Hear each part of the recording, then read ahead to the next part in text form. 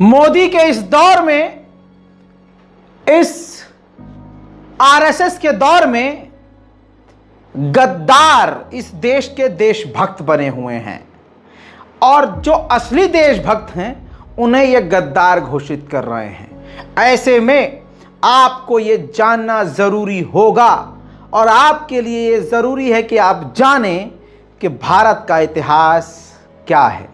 अस्सलामुअलैकुम दोस्तों, ये वीडियो ख़ास आप ही के लिए है। जो लोग आपसे पूछते हैं, देशभक्ति का जो सर्टिफिकेट मांगते हैं, उनको ये वीडियो ज़रूर शेयर कीजिएगा। उनको बताइएगा ये हमारे पूर्वज जो हिंदुस्तान के लिए, जो अपने हिंदुस्तान के लिए जो काम कर गए हैं, उनको देखकर, उनका नाम सुनकर आज भी गोबर भक्त कांप उठते हैं। आप ये पूरी वीडियो देखिए। जब पूरा ये हिंदू समाज और पूरा का पूरा भारत अंग्रेजों की गुलामी कबूल कर चुका था और गुलामी कर रहा था, 1857 में ही एक मौलवी, जिस मौलवी से और जिस मौलवी नाम से आज तमाम कीड़ों को नफरत है, आज समझ में आएगा कि उन कीड़ों को मुसलमान नाम से नफरत क्यों है। क्योंकि उनके बाप दादा शेर नहीं थे, उनके बाप दादाओं ने अंग्रेजों की गुलामी की और अंग्रेजों के तलवे चाटे, और हमारे बाप दादाओं ने और मुसलमान शेरों ने इस भारत की आज़ादी में सबसे बड़ा योगदान दिया। मैं आज उसी एक शेर की बात कर रहा हूँ। वो शेर मौलवी कोई और नहीं, मौलवी अहमदुल्लाह शाह फैज़ाबादी। इनका जलवा ऐसा था, 1857 में ये एक ऐसे मौलवी, एक ऐसे शख्सियत थे कि जब ये कहीं चलते थे, कहीं के लिए निकलते थे, तो इनके आगे डंका बजता था, नगाड़ा बजाया जाता था। इनका जलवा इतना था कि इनको डंका शाह कहा जाता था और अंग्रेज, जी हाँ, इनको फौलादी शेर कहा करते थे। अंग्रेज की किताब the Indian mutiny of 1857 colonel G B Malleson नाम के राइटर ने जो लिखा है, ये किताब अमेज़न पर मौजूद है। जाकर खरीद कर अंधभक्त अपने मुंह पर पीट सकते हैं इस किताब को पढ़कर, जिसमें अंग्रेज ने कहा है कि भारत में 1857 की लड़ाई में एक शेर जो था, उस शेर का नाम मौलवी अहमदुल्लाह शाह फैज़ाबादी था। वो एक लड़ाकू और एक खतरनाक दिमाग वाला था, जिसने हम अंग्रेजों को अकेले ही परेशान करके रख दिया था। मौलवी अहमदुल्लाह शाह 1857 के वाहिद वो शख्सियत थे बकौल अंग्रेजों के, अंग्रेज कह रहे हैं, जिसे सबसे ज़्यादा तकलीफ अंग्रेजों से थी और अंग्रेजों को नाको तले इस शख्स ने अकेले चने चबवा दिए थे। इनके अंदर एक खासियत ये थी कि ये तमाम हिंदू मुसलमान को एक साथ लेकर चलते थे। मौलवी होने के बाद अंग्रेज़ों का तमाम हिंदू मुसलमान लड़ाई करवाने का पैतरा इन्होंने फेल किया। अवध के सांस्कृतिक इतिहास और जानकार कृष्ण प्रताप सिंह के मुताबिक अंग्रेज अगर उन दिनों किसी भी तरह से अवध की हिंदू मुस्लिम एकता नहीं तोड़ पाए तो इसका सर्वाधिक श्रेय, सबसे ज़्यादा श्रेय मौलवी को ही है। उन्होंने रायबरेली में मौजूद शंकरपुर के राणा वेणी माधो सिंह के साथ मिलकर एकता की बेल को भरपूर सींचा।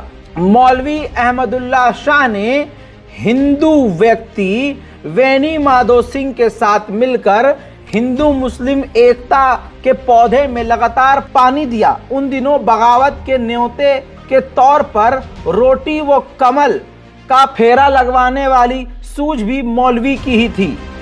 दोस्तों, बिल्कुल आपने सही सुना, अंग्रेज अपने मुंह से खुद कह रहा है, किताब में इसमें खुद लिखा है कि विरोधियों को और तमाम बागियों को, अलग अलग गांव और देहात के बागियों को तैयार करने के लिए एक कोड मैसेज चलाया गया, एक अभियान चलाया गया।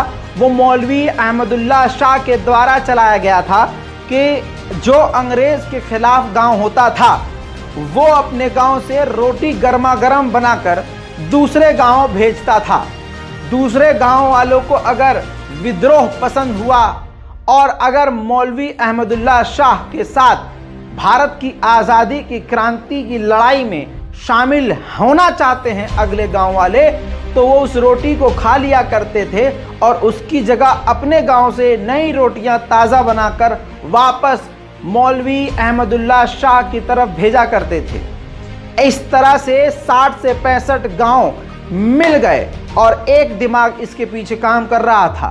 वो था हिंदुस्तान का वो मौलवी शेर जो 1857 में पूरी तरह से अंग्रेजों के लिए मुसीबत बन गया था, अहमदुल्ला शाह फैजाबादी। अंग्रेजों के ही मुताबिक बता रहा हूं कि 1857 की लड़ाई में अंग्रेज लिखते हैं, सबसे क्रांतिकारी और सबसे पहले आंखों में अंग्रेजों के चुभने वाला कोई और नहीं, यही मौलवी अहमदुल्ला शाह थे।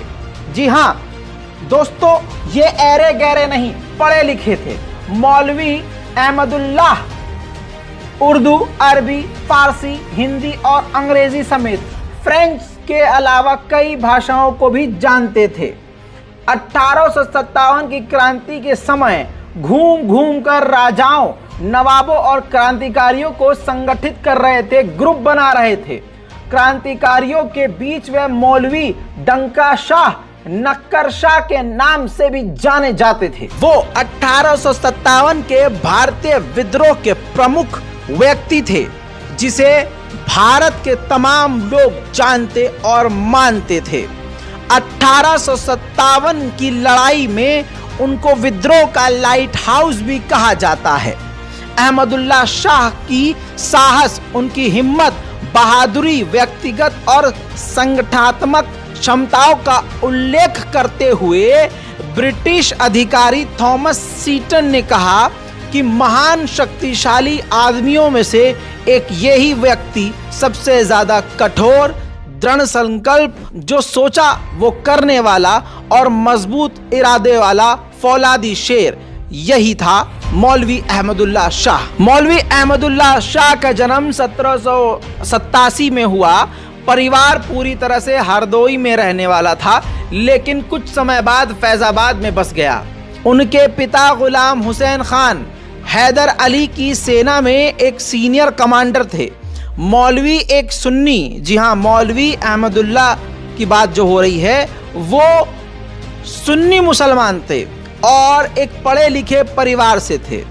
अंग्रेजी अच्छी तरह से जानते थे। उन्होंने इंग्लैंड, सोवियत संघ, ईरान, इराक, मक्का, मदीना की यात्रा करके हज भी किया हुआ था।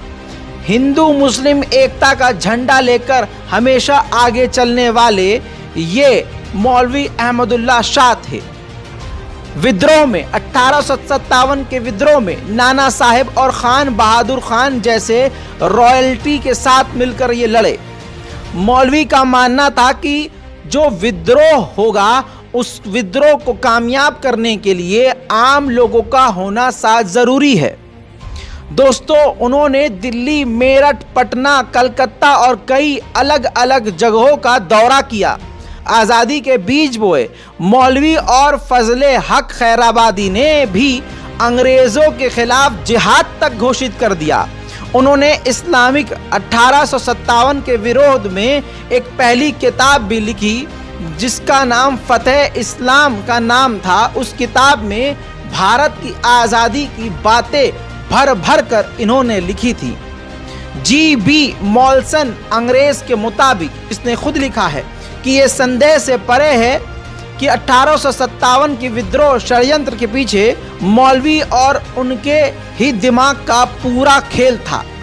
1857 में कोई अंग्रेजों से जंग न होती अगर इस मौलवी ने अपना दिमाग न चलाया होता। अभियान जो चलाया गया रोटी वाला, जिसे चपाती आंदोलन के नाम से जाना गया, इसमें मौलवी अहमदुल्ला शाह का 100% दिमाग था। अहमदुल्ला शाह के रवैये से और उनके खौफ से अंग्रेज इतना परेशान हो गए थे कि अब उनको गिरफ्तार करने का आदेश दिया, लेकिन पुलिस ने, देसी जो पुलिस थी, उसने इनकार कर दिया गिरफ्तार करने से।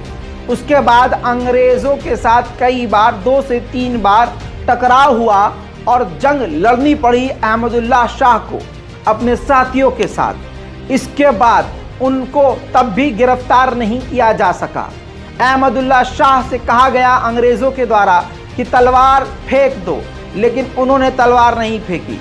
फिर अहमदुल्ला शाह को सोने के सिक्के और पैसे ऑफर किए गए, लेकिन मौलवी अहमदुल्ला शाह नहीं रुके और नहीं झुके। उसके बाद उनके ऊपर 50,000 का इनाम रखा गया कि 50,000 रुपया इनके पकड़ने वाले को दिया जाएगा। जिसके बाद दोस्तों इनको गिरफ्तार किया गया।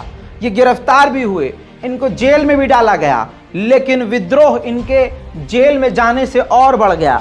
विद्रोहियों ने, क्रांतिकारियों ने, इनके साथियों ने जेल पर हमला कर दिया और इनको वहां से आज़ाद करा लिया। फिर उसके बाद पूरे भारत में क्रांति बढ़ती चली गई और मौलवी अहमदुल्ला शाह के साथ लोग जुड़ते चले गए। अब ये अंग्रेज़ों के हाथ से बहुत दूर थे। अंग्रेज़ इस बात को समझ चुके थे कि मौलवी पर अब हाथ डालना नामुमकिन है। लिहाजा जिस शेर को कोई पकड़ नहीं पाया, जिस शेर को जिंदा कोई पकड़ नहीं पाया, वो शेर था अहमदुल्ला शाह। वो भी जिसे आज तुम गाली बकते हो मौलवी मुल्ला, वो भी मौलवी थे। बहरहाल इसके बाद हुआ क्या? इसके बाद दोस्तों शाहजहांपुर के पुआया के राजा जगन्नाथ सिंह ने मौलवी अहमदुल्ला शाह को धोखे से अपने यहाँ इनवाइट किया। अहमदुल्ला शाह मौलवी वहां पहुंचे और राजा जगन्नाथ ने उनके पीठ के पीछे से पीठ पर गोली चलवाकर उनका कत्ल कर दिया और फिर सर धड़ से अलग करके रुमाल में लपेटकर कलेक्टर को सौंप दिया, जिस सर के बदले जगन्नाथ, हिंदू राजा जगन्नाथ को 50,000 चांदी के सिक्के मिले। दोस्तों फिर लोगों में खौफ का माहौल तारी करने के लिए मौलवी अहमदुल्ला शाह के सर को उस गांव के दरवाजे पर लटकाया गया, लेकिन उनके चाहने वाले इतने दीवाने हो चुके थे कि क्रांतिकारियों ने जान की बाजी लगाकर उनके सर को हासिल किया। लोधीपुर के गांव के कोने पर बड़े ही इज्जत और शान के साथ उनके सर को दफना दिया। अंग्रेज अपनी किताब में लिखता है कि अगर मौलवी को धोखे से नहीं मारा जाता तो भारत 1947 में नहीं, उससे पहले ही आज़ादी पा चुका होता, क्योंकि पूरे भारत में 1857 में अंग्रेज जिससे सबसे ज़्यादा परेशान थे वो भारत का मुस्लिम शेर मौलवी अहमदुल्ला शाह थे। दोस्तों आज जो मुसलमानों के खिलाफ बयानबाजी करते हैं, जो हिंदू जैसे दिखते हैं, लेकिन असल में वो खुद अंग्रेज़ों के गुलाम हैं।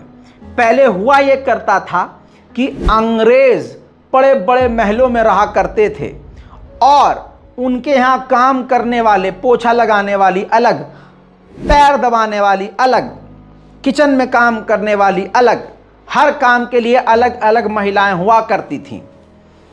अंग्रेज़ों का जब मन हुआ करता था तो ढिंका चिक्का उनके साथ कर लिया करते थे।